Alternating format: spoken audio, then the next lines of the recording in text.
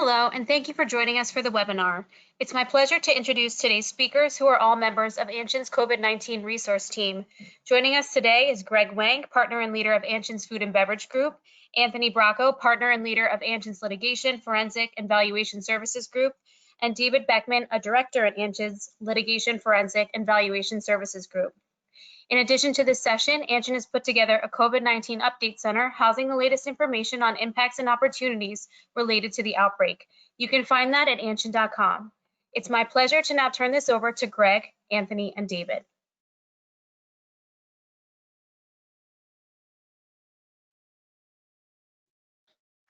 Hello. Thank you for joining us. We hope that this will be a much easier presentation for everybody to follow. We apologize again for the live feed we had earlier with the poor audio signal that we had. So we're going to present an overview of the PPP loan program and obviously focusing on forgiveness, as we've had a lot of guidance in the last week and a half.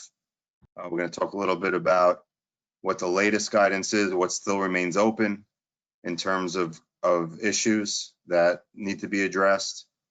We're going to define the key terms from the PPP forgiveness application and walk through the application forms themselves. And lastly, walk through a calculation of the loan forgiveness and go over the required documentation. We will certainly try to leave time at the end to go through some of your questions. Next slide, please.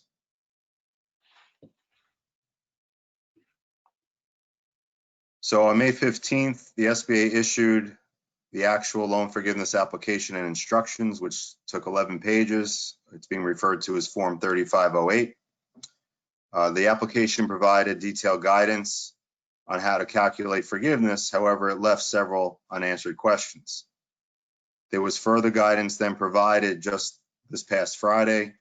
The SBA issued two new interim final rules, one titled PPP Requirements Loan Forgiveness and one titled PPP SBA Loan Review Procedures and Related Borrower and Lender Responsibilities. These provided some additional guidance, but not all the answers that borrowers are seeking. Next slide. So as of May 23rd, approximately $511 billion has been advanced, leaving $140 billion approximately still available. What's interesting to note is that over the last 2 weeks, the amount outstanding has actually decreased. There is more PPP money being returned than is being advanced to new borrowers. This has many people in Congress upset and unhappy that the PPP loan is not functioning the way they wanted it to. And there are bills in Congress right now where they are addressing some of the things that they think are holding people back from accessing PPP. Next slide.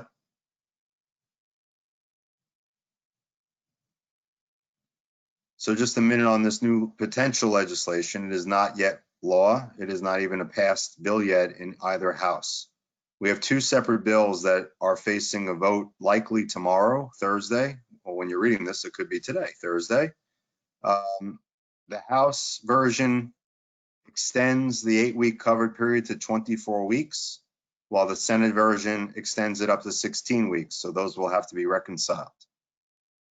They also want to eliminate the restrictions on the 25% cap of non-payroll expenses to qualify for forgiveness.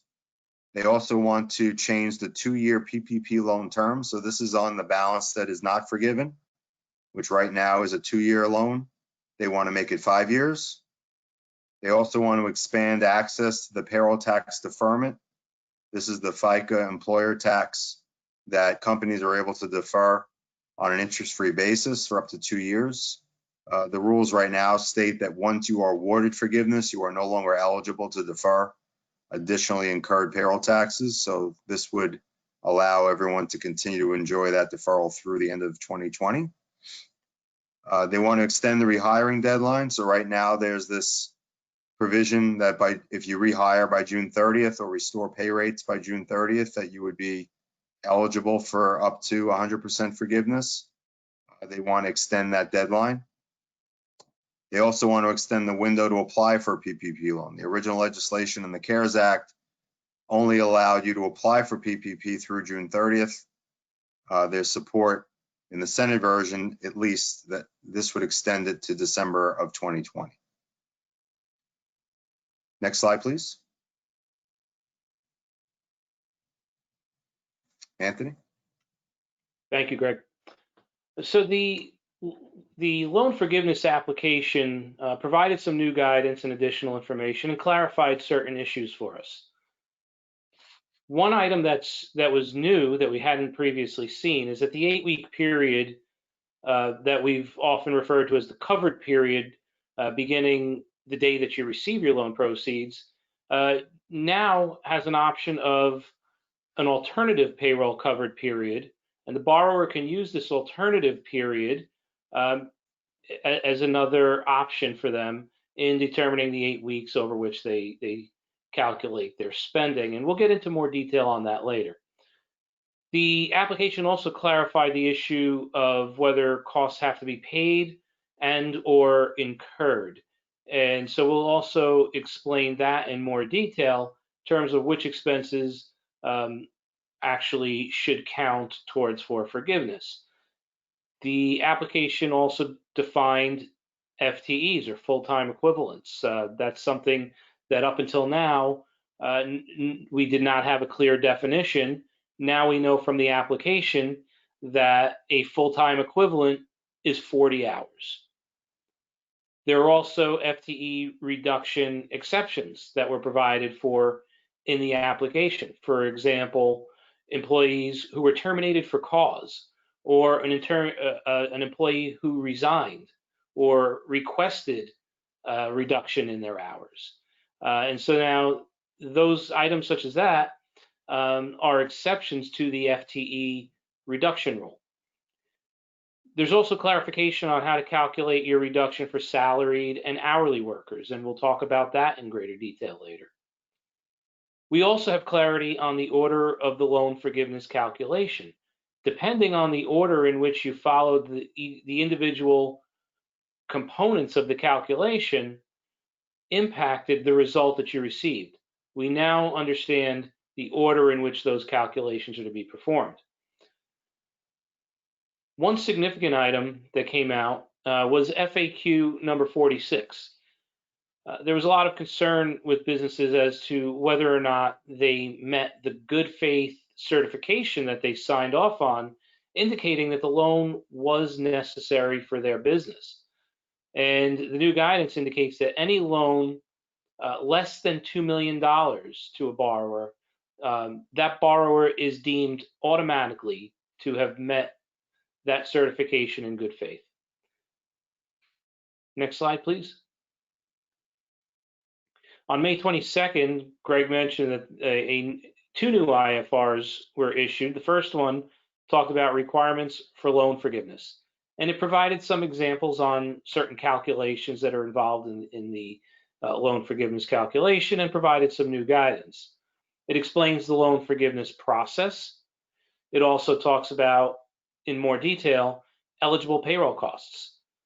We've now learned from this IFR that hazard pay, bonuses, and pay to furloughed workers who are not actually performing services would qualify as payroll costs. It also clarifies how to determine payroll costs for owner employees, self-employed individuals, as well as general partners. The IFR also talks about eligible non-payroll costs and when they can be incurred or paid in order to qualify for loan forgiveness.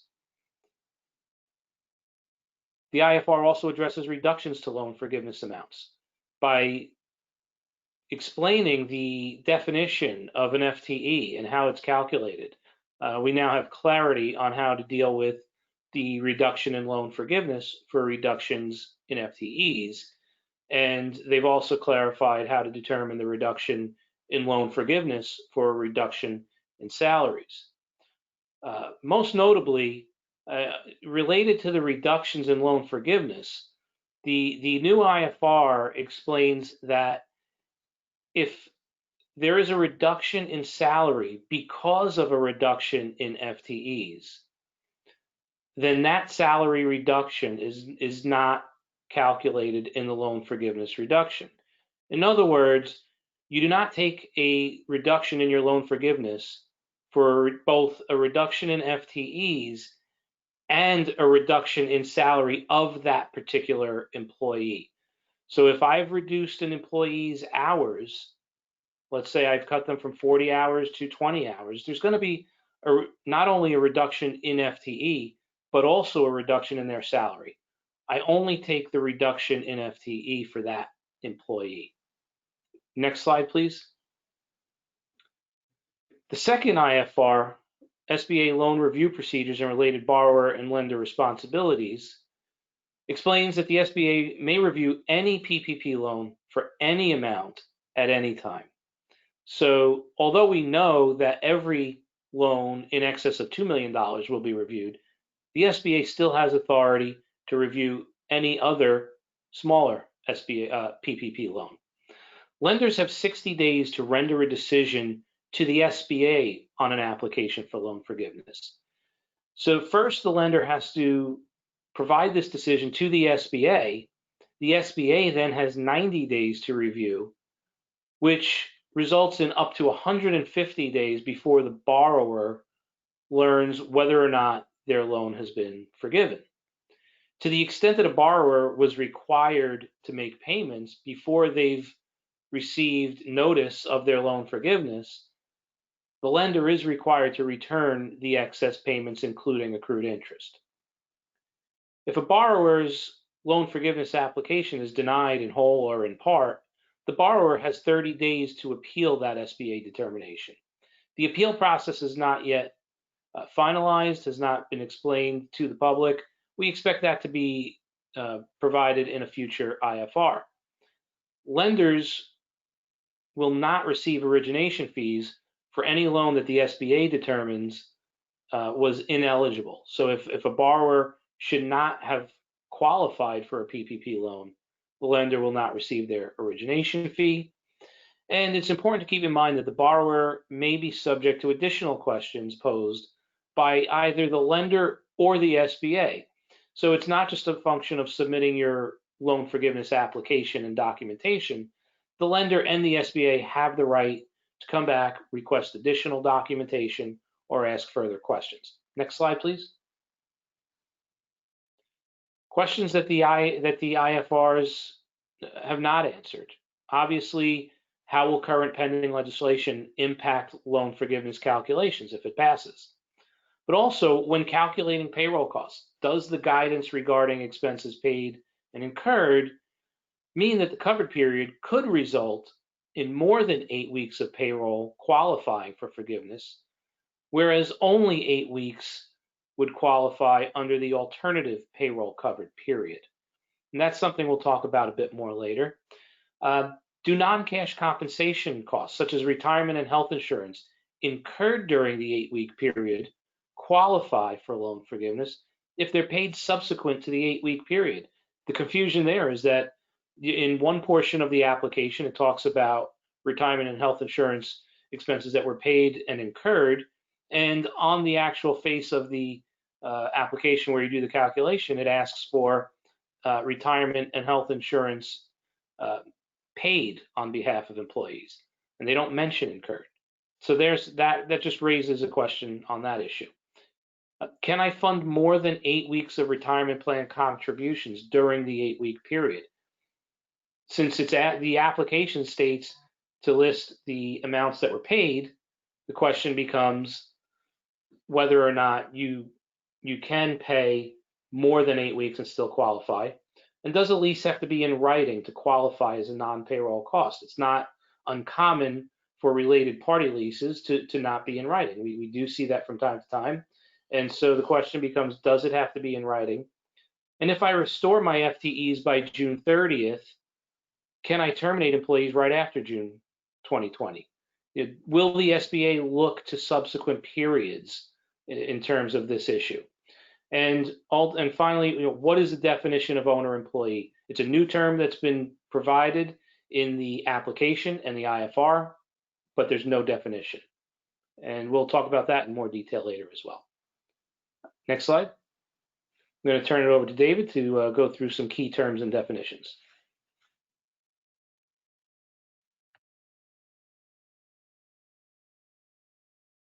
Thank you, Anthony.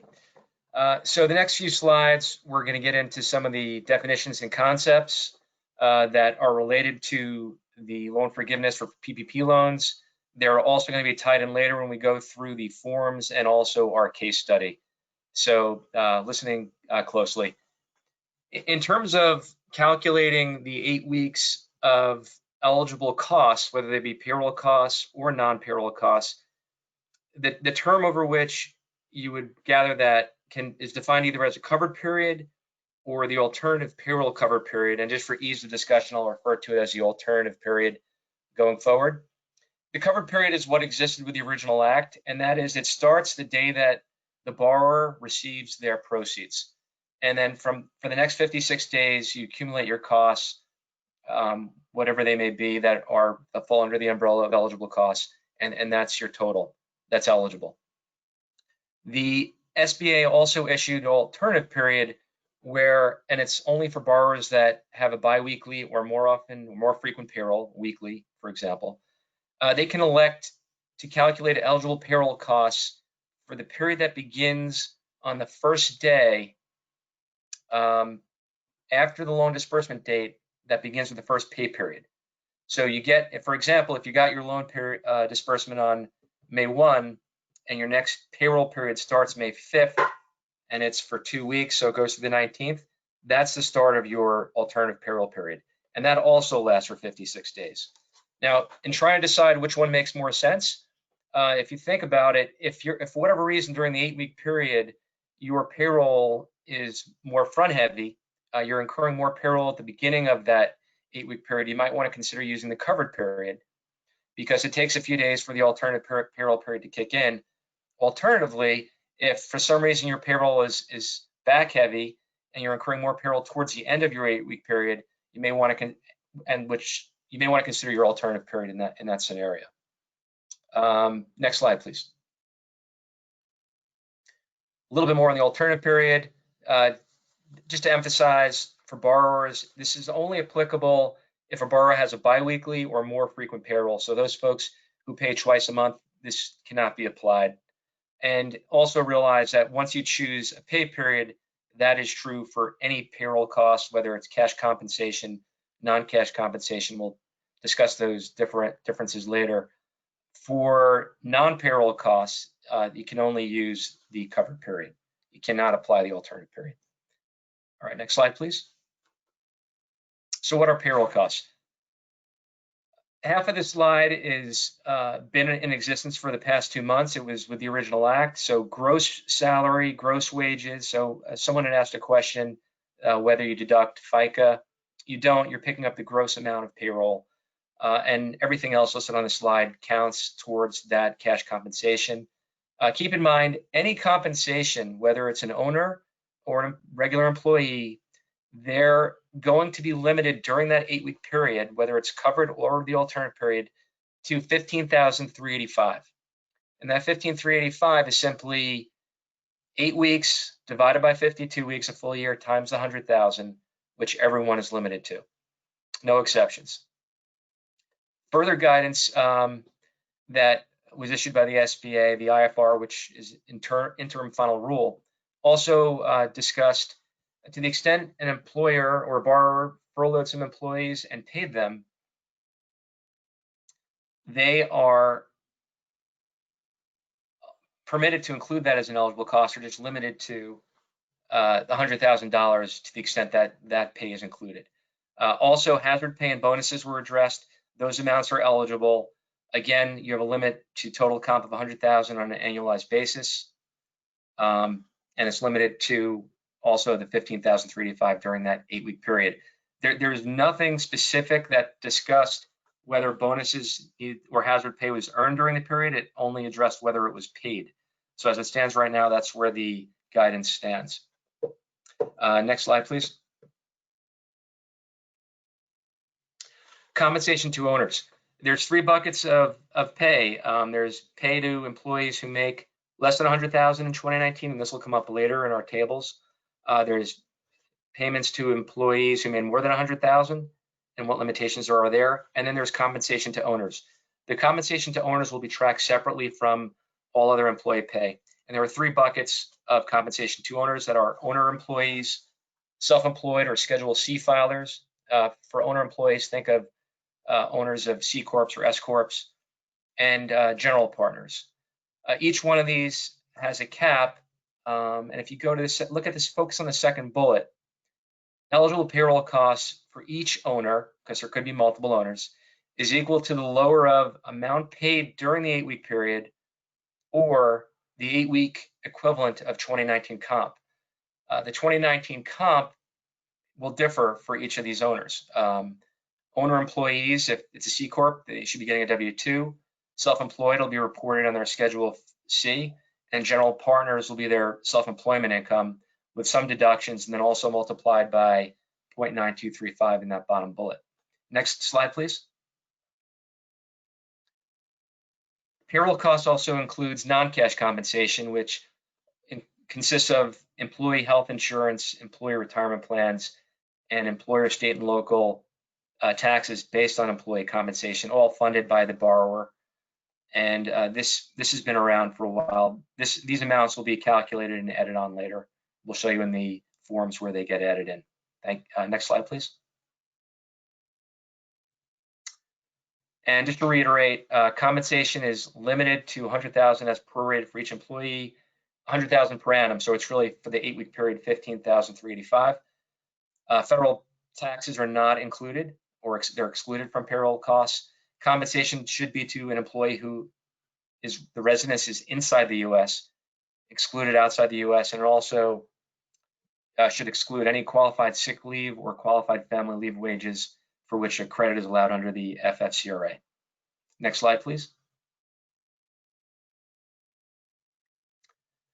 So here we're going to get into the paid and incurred concept and focusing first on eligible payroll costs with a thought towards the compensation. Borrowers are eligible for forgiveness if they're paid and incurred during the 8-week period, whether it's covered or the alternative period. And by paid, they define it as when a paycheck is cut, distributed, or if an ACH transaction is originated. Incurred is, think of the day that the employee works is the day that it's earned.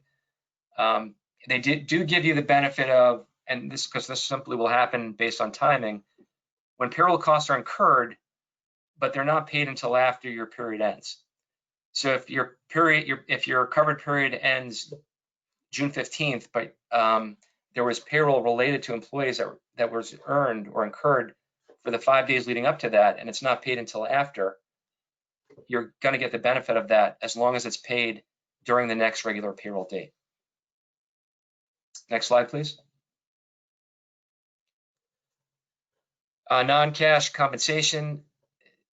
The rules, there seems to be some inconsistency. The rules on their face seem to indicate that health insurance, retirement plans, and the taxes, you can pick it up as eligible costs when it's paid. I state that there's some inconsistency because in some places in the application and the instructions, they refer to just when it's paid. However, payroll costs generally, they talk about the concept of paid and incurred. So at this point, on its face, it appears that it's just when it's paid. We are looking for further guidance if it will be issued. Time will tell. Next slide, please. Eligible non-payroll costs. So here, we only apply the covered period. You cannot use the alternative period. So the date that you receive your loan proceeds is the date that you start tracking your payments made for mortgage interest payments, rent or lease payments, and utility payments. Just want to point out that for mortgage interest, any prepayments of interest are not permitted. For leases, it's for real property, so buildings or personal property, equipment, it counts there too. And for utilities, you can see the slide refers to electricity, gas, water, transportation, and other costs. Oil, for whatever reason, is not included there, even though electricity and gas are. And we're still looking for further guidance as to what transportation actually means and what that includes. So next slide, please. So the rules here seem to be a little bit different let's say, for example, rents or utilities.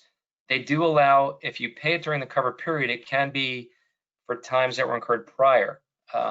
So if your loan is received May 1 and you pay a utility bill on May 1, but it relates to April, you can pick up that cost. And the IFR specifically addresses that, and they seem to not have as much concern because of the 25% limitation on these non-payroll costs. Whether or not this changes with whatever new legislation that may pass in the future is yet to be determined. But for the time being, it's paid during the covered period or incurred and paid after, as long as it's paid by the next billing date. So you'll have the benefit of being able to pick up amounts that are accrued but paid after your covered period ends. Next slide, please. FTEs. So the latest guidance in both the instructions and application, the forgiveness application forms, as well as the more recent IFR issued May 22nd, now define what FTEs are and how they're calculated. And these are important because we ultimately will calculate an FTE reduction quotient, which in simple terms is basically if you have a decrease in your workforce during the 8-week period as compared to an earlier period, which we'll define in a slide or two, you're going to have to reduce your overall eligible costs unless you meet certain other provisions and other safe harbors, which we'll get to in a minute. So it's full-time equivalency in the instructions, and in the CARES Act, they refer to it as, and IFRs as the full-time equivalent employee. It's the same meaning. Next slide, please. Keep in mind when you calculate FTEs, it'll be during the covered period or alternative period, whatever you pick. You have to be consistent with how you do your payroll calculations as well as the FTE calculation.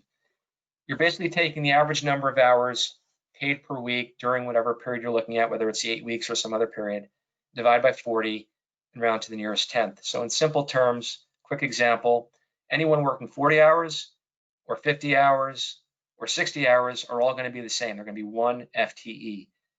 If your company considers someone who works 35 hours as a full-time employee, the SBA isn't looking at what each individual company's rules are. They set the standard, it's 40 hours. So if your employee works 35 hours in an earlier period and works 35 hours during this current 8-week period, it will have no bearing and no change or impact. So you don't have to be concerned as long as you're consistent. For employees working less than 40, it'll range from 0.1 to 0.9, rounded to the nearest 10th. So if someone works 20 hours, they'll be 0.5 as an example.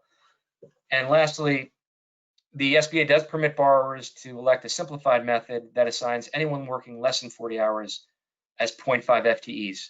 So if they work 1 hour or 39 hours, they're 0.5, but you have to be consistent from period to period. Next slide, please. The FTE reduction quotient. So you're comparing your FTEs that you accumulate over your 8-week period as compared to one of two periods. It's up to the borrower's option.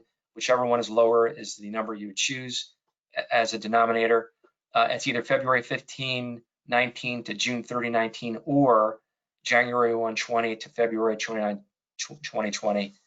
And so, for example, if the 8-week period you had 15 FTEs, and for argument's sake or discussion's sake, the January 20 to February 20 amount was 20 FTEs, and let's just say it's the same as the February to June 19, you'd end up with a 75% FTE reduction quotient, which you would ultimately multiply against your total costs.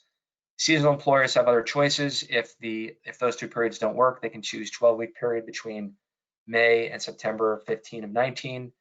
And also bear in mind, as a reminder, that your calculation will never result in a number greater than 1. It's either 100% or lower, never be greater than 100%. Next slide, please. There are exceptions. So if you let an employee go and then during the 8-week period you want to bring them back, you make a good faith offer, it's written, you maintain records, you follow the rules as listed in the instruction guides, you will not be hurt in the FTE calculation. In other words, if that employee seems to drop off and now is a 0 or below what they were, you'll just increase their FTE during the 8-week period if you meet these rules, so that there is no decrease in the percentage of the FTE amount. The same thing holds true if during the 8-week period an employee was fired for cause resigned on their own, or also voluntarily requested or received reduction of hours. Your FTE reduction will not be decreased or diminished as a result of that. Next slide, please. And there's a safe harbor. So let's say you are at 70 or 80% in your FTE reduction. If you look at these dates, February 15th, what your FTEs were, then you compare that to your February 15th to April 26 FTEs. If there is a drop off there, but by June 30th, you hire enough employees or give your employees enough hours so that the FTEs at June 30 or by June 30 equal what they were at February 15, 2020, then you have no FTE reduction in place. So that's your safe harbor there. Next slide, please. Okay, we'll pass this on to Greg. Thanks, David. So I'm going to briefly go over an overview of the application form itself, keeping in mind that most of you will not fill out these actual manual forms. You'll be doing something online on your lender's websites, but some of you may, depending on who your lender was, you may have to actually fill out the forms. So the forms has multiple sections, but it actually will get completed in reverse. You need to complete your Schedule A worksheet before you complete Schedule A, which has to be completed before you can complete your actual calculation form. So as we go through now, the example later, David will work it through that way. So you'll see it goes in reverse. Next slide, please. So the form itself, we're going to blow this up in sections. This is the overview of the front page. If we can go to the next slide. So this is a blow up of the top half. Again, if you're applying online on your lender's portal, most of the top half will be completed for you. You're going to have to select the frequency of your payroll. And then if you're eligible, if you're biweekly or weekly, do you choose to do the alternative payroll period or not? There's also a checkbox. This is very important. For that automatic SBA review requirement on loans over 2 million. This is based on your affiliated group. So if you have a group of affiliates that each had loans that when you add them all up goes over 2 million, they each still have to check this box because collectively they're over 2 million. Next slide, please. So the order of calculating reductions, this is important. The sum of your payroll costs will then be reduced by any salary or wage reduction. That'll calculate a modified total by the quotient that David defined earlier. And then you're going to take the smaller amount of the PPP loan, the modified total, or the 75%. Now this 75% is not a hard line cliff. It's just that payroll must make up 75% at a minimum of the forgiveness application amount. So if you spent less than 75% on payroll, then you will not get 25% of your other non-payroll costs. It'll be something less. Next slide. So the bottom half of the form, you can see where line 1 is going to come from Schedule A. Lines 2, 3, and 4, you're going to put right there based upon the requirements that we discussed. And then ultimately, you're going to calculate your forgiveness. Next slide, please. The certifications. So just like the PPP loan application, the forgiveness application has certifications that you'll have to initial each of those lines and then sign off at the bottom. It's very important you review these with your legal counsel, as these are legal declarations, to make sure that you comply with the law. There are certain warnings in here about what happens if you're not being completely truthful on your forgiveness application. So it's very important. Next slide, please. Anthony is going to take you through Schedule A. Okay. So I'm going to go through the Schedule A fairly quickly because you'll see it in action in more detail as David takes you through a case study. This is the full Schedule A. If we can go to the next slide, we'll have an excerpt from here. So Schedule A, the top half, is broken up into sections where you enter data from Table 1 and Table 2, with the distinction being Table 1 is for employees who earned $100,000 or less, and Table 2 is for employees who earned more than $100,000. You'll see on line 1, you're entering cash compensation from the worksheet, your average FTE during the covered period that you're using, and any salary wage reduction would be on line 3. On line 4 is same cash compensation and average FTEs for the employees earning more than 100,000. Next slide. So lines 6, 7, and 8 relate to the non-cash compensation and its amounts paid for employee health insurance, retirement plans, as well as state and local taxes assessed on employee compensation that is paid by the employer. You'll see on line 9 that compensation to owners is broken out on its own separate line item now. And line 10 just aggregates all of the payroll costs. And then we'll flow to the loan forgiveness calculation form on page 3. Next slide, please. Lines 11 through 13 are for the purpose of determining the full-time equivalent reduction calculation. So if you had no reduction, you check the box and you skip lines 11 and 12. Otherwise, on line 11, you're entering the average FTE for the reference period that you chose to use. Line 12 is your average FTE from lines 2 and 5. And then the FTE quotient, which is line 12 divided by line 11. And if you've met the safe harbor, then you just enter a 1 on line 13. Next slide. Schedule A worksheet. And this is the full worksheet. And we can go to the next slide. So you'll see the worksheet. I described it earlier. Table 1 has columns for cash, the employee identifying information, cash compensation, average FTE for the covered period, and the salary or wage reduction if applicable. Next slide.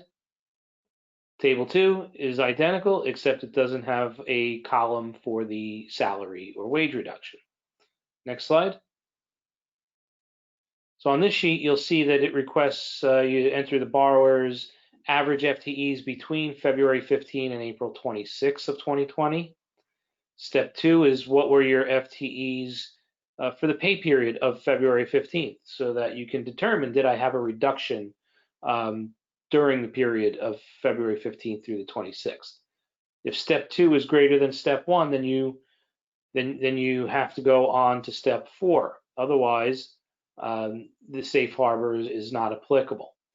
If you do have to go on to step 4, you have to enter your total FTEs as of June 30th, 2020, the date that you have until in order to restore any reductions in FTEs. And step 5, if the entry in step 4 is greater than or equal to step 2, you're going to enter a 1 because there won't be any reduction, or on line 13. You've satisfied the safe harbor reduction. Otherwise, the FTE reduction does not apply, and you have to complete line 13 of Schedule A, which we looked at earlier. Next slide, please. So David's going to take you through a case study now.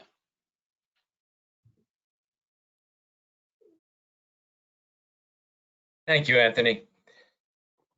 So we're going to walk through a case study here where we have 6 employees, and we're going to lay out how amounts will flow through the schedules, where Greg and Anthony walk through the forms that are in the application for loan forgiveness. We started at the top level schedule, which calculates the ultimate loan forgiveness. So it's a sort of lead schedule. And then there was a subschedule, Schedule A, which is the accumulation of payroll costs. And then there was a subschedule to that, which was the PPP Schedule A worksheet, where the details of the employees, their amounts, their FTEs, and all that is gathered. So I'm going to walk you through from the bottom up. We're going to start with the details at the bottom to start with, and then work our way up to that lead schedule. Now, I appreciate that this is not very straightforward, and it's not, it may not be that easy to follow, but we're trying to break it down in step by step so that people can follow along. The steps that we list here, steps 1 through 9, starting with calculate cash compensation on PPP Schedule A worksheet, tables 1 and 2. That's our starting point, and we'll work our way forward from there. And hopefully it'll make sense as we move along. Next slide, please. So table 1, which is PPP Schedule A worksheet. We're gathering our compensation for employees who made less than 100,000 in 2019, or zero in 2019. They started perhaps in 2020.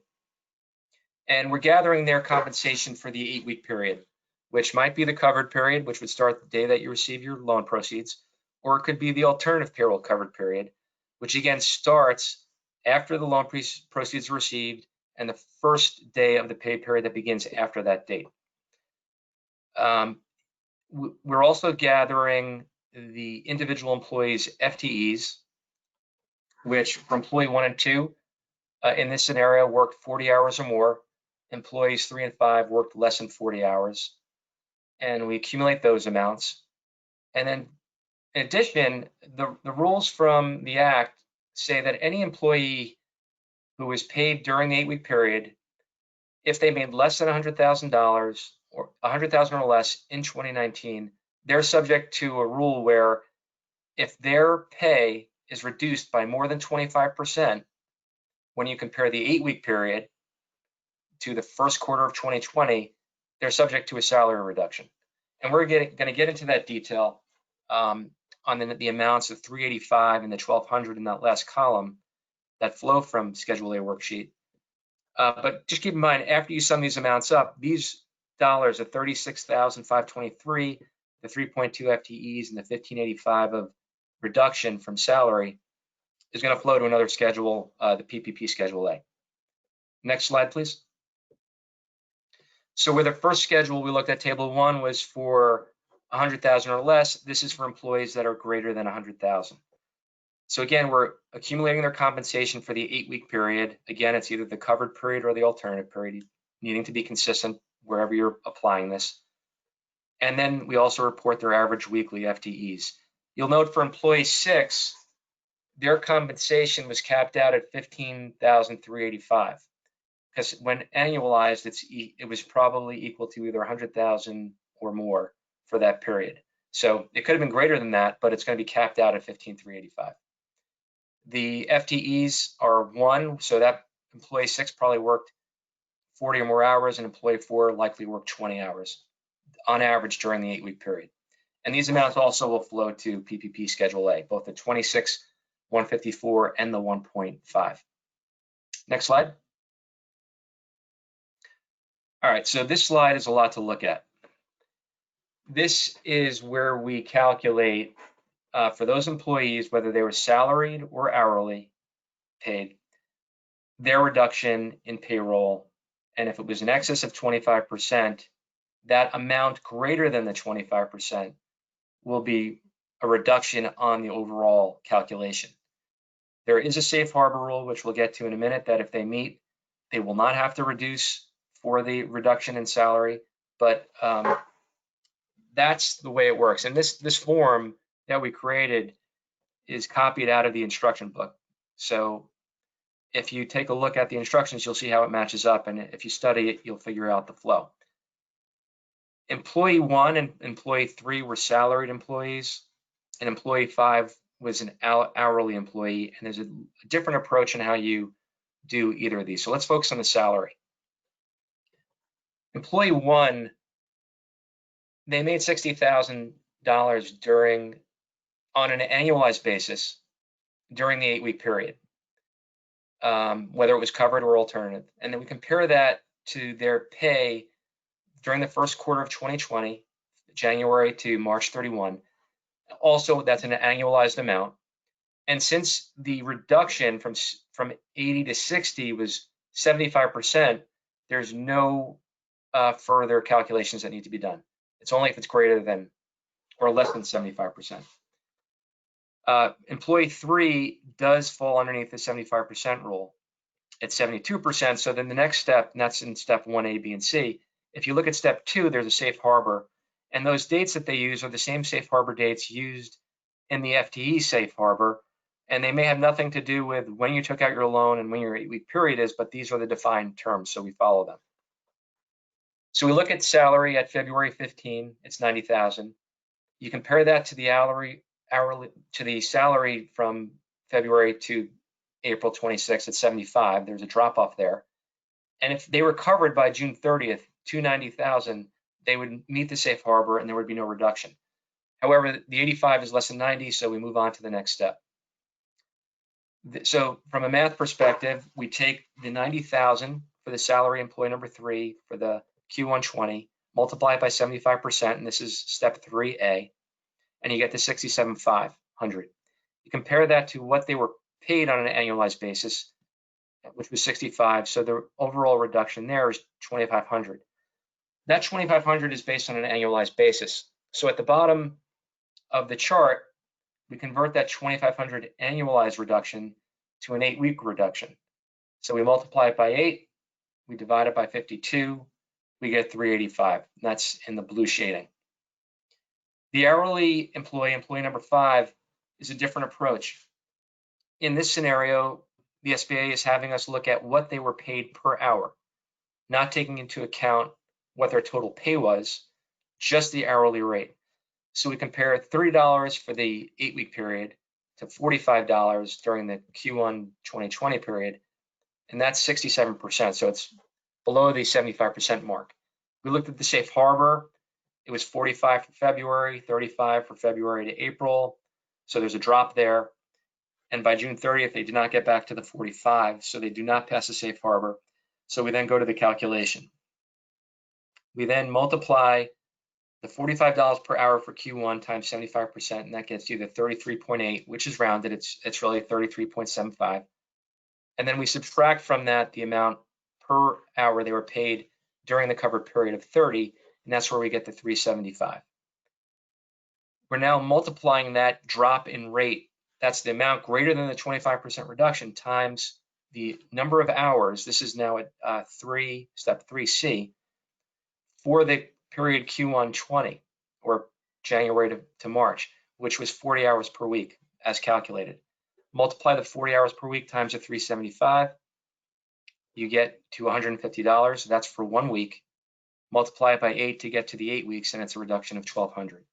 So the $1,200 and the 385, those flow to the table 1 schedule, which are then added together, and you'll see later they flow up to the Schedule A and then ultimately to the lead schedule.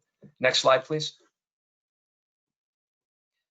So this is all the 6 employees, their FTE calculations, reiterating 40 and above is going to be 1. And this in the middle column, you'll see for the employee 3, 4, and 5 who work less than 40, they have FTEs ranging between 0.3 and 0.9. So the total of that 4.7 is going to be a part of a calculation that we'll see later for our FTE reduction quotient.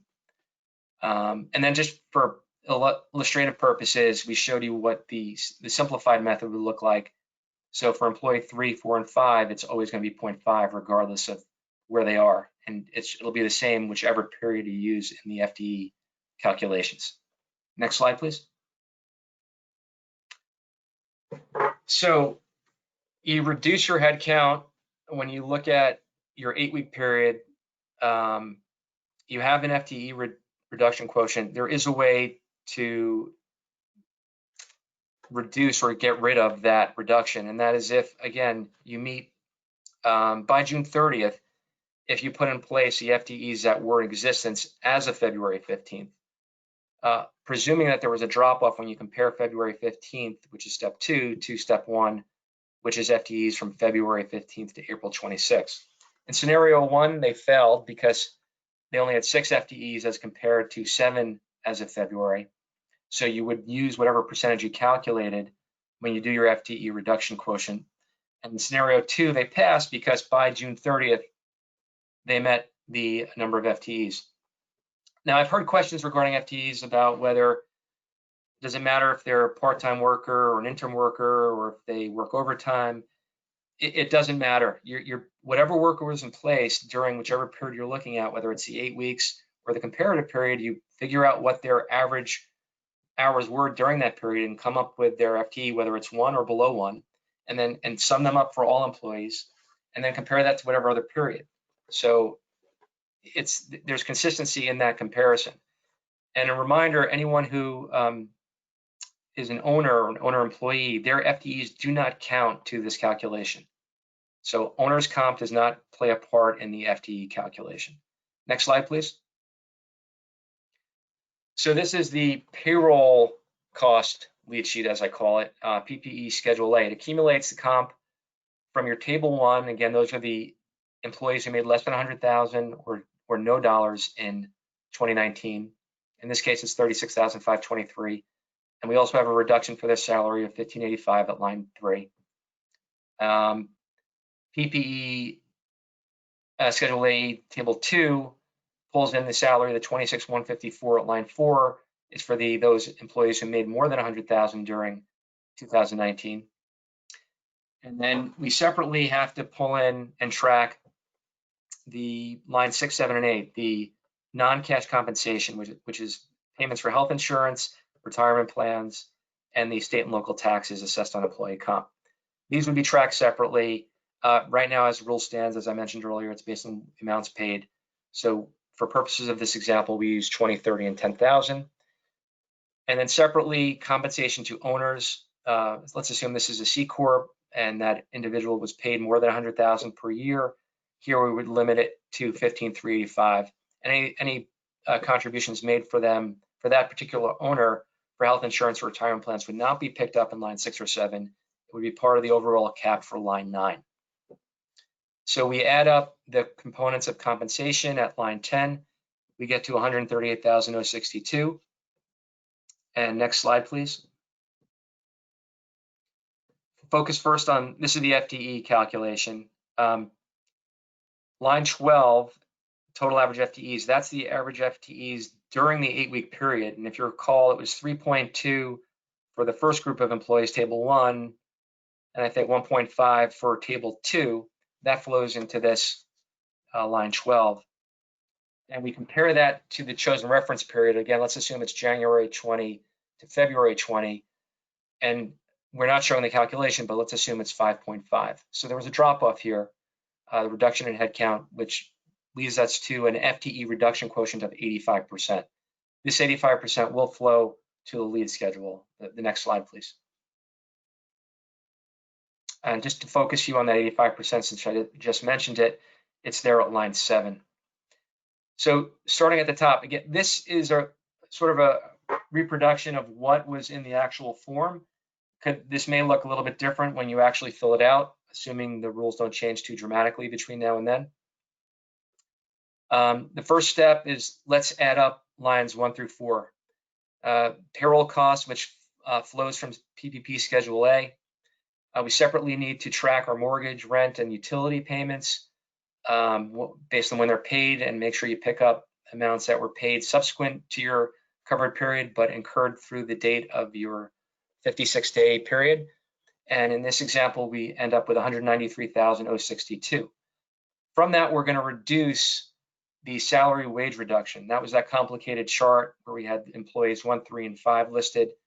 And the total of those reductions, because they did not meet the safe harbor, was 1,585.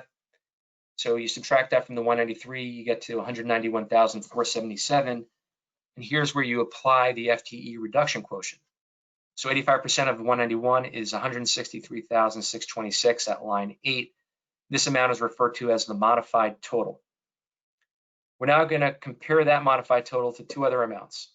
Line 9, the loan amount, 185,000 in this case. And then line 10, the payroll cost, which is grossed up with the 75% requirement, which is 184,083. Just want to reiterate that that 75% requirement is one of the issues that Congress is looking at, and that rule may change within the next day or week, but to be determined. So in this example, we look at the lowest amount. It happens to be the modified total of 163,626. So when you apply for your forgiveness, you're asking for a forgiveness of 163,626, which, if it's accepted, will leave you owing a little over 21,000, which as it stands right now, would be due in 2 years at 1% interest. And that's it for our case study. Next slide, please.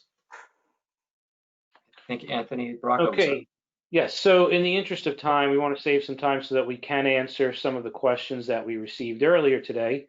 What I will mention about slides 53 through 57 is that they provide some details on records, documentation that is required to be submitted with your loan forgiveness application, as well as documents that you're required to maintain and retain for a period of time, although they do not have to be attached to the loan forgiveness application.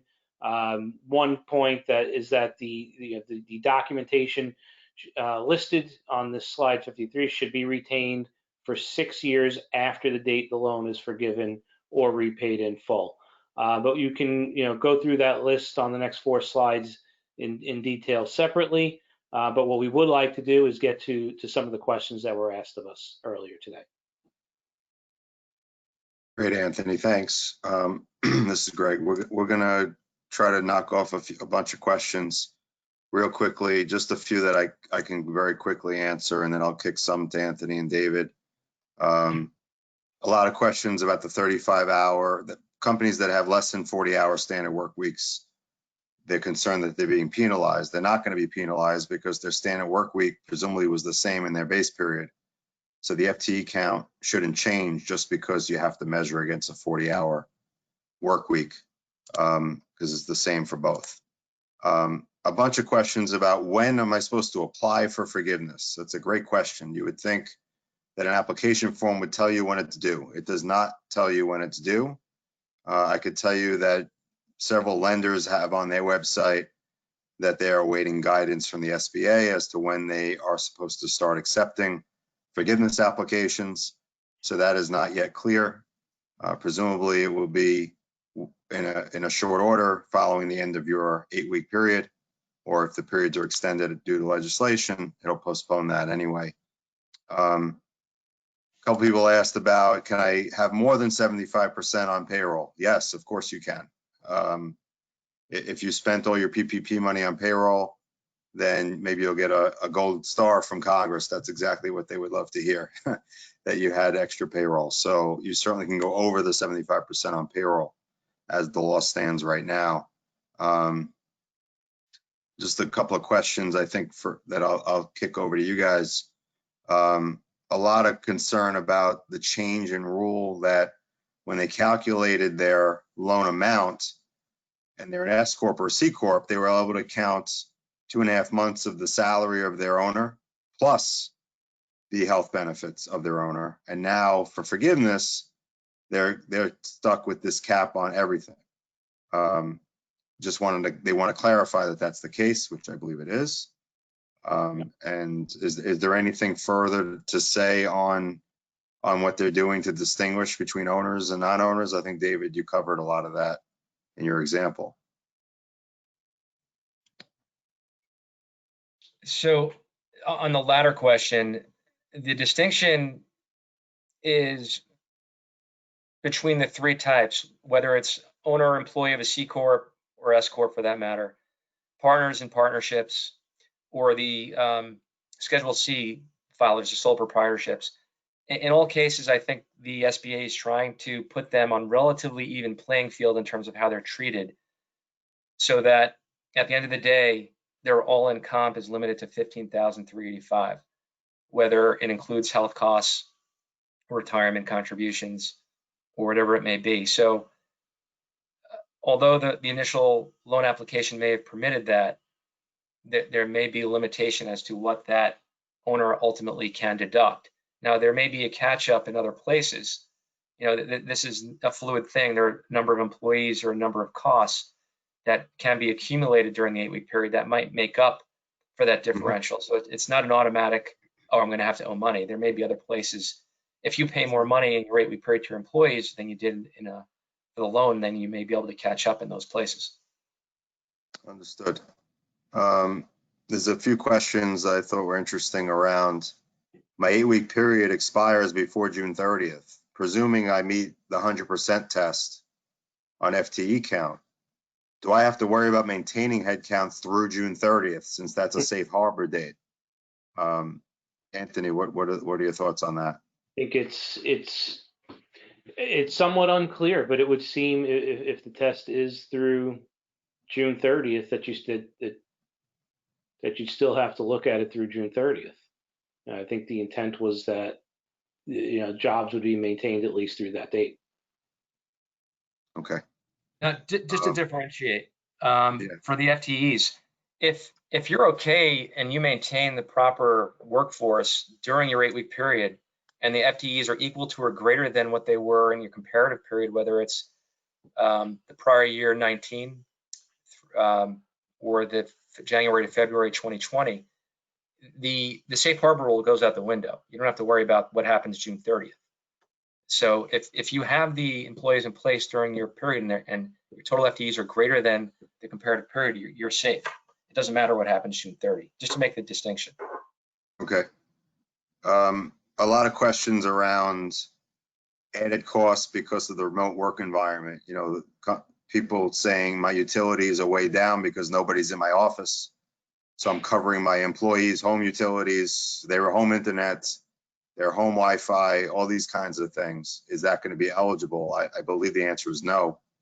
It has to be a company expense for a service that was already in place as of February 15th. So I don't think, so far anyway, there's no leeway for situations like that.